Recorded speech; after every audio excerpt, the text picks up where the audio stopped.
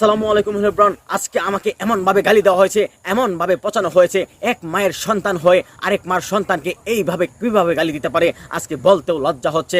লাল কষ্ট নীল কষ্ট আইডি থেকে আমাকে এমনভাবে পচানো হয়েছে।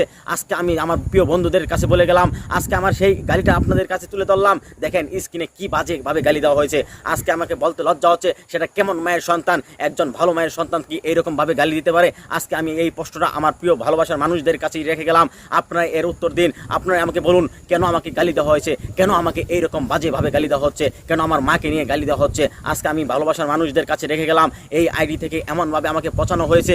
আজকে দেখেন, একজন মানুষকে অপছন্দ হতেই পারে, তাই বলে কি এমনভাবে গালি দিতে পারে, এইরকম জঘন্য ভাষায় গালি দিতে পারে? আজকে খুব লজ্জা হচ্ছে আমার। আমি নিজেকে কিভাবে আপনাদের কাছে তুলে ধরবো আমি সেটাই বুঝতে পারছি না। যেভাবে আমাকে পচানো হয়েছে, যেভাবে আমাকে গালি দেওয়া হয়েছে। আমার প্রিয় ভালোবাসার মানুষ যারা আছেন, আমার প্রিয় ভক্ত যারা আছেন, আমি এই বিচার আপনাদের কাছে রেখে গেলাম। এটার উত্তর আপনারাই দিবেন।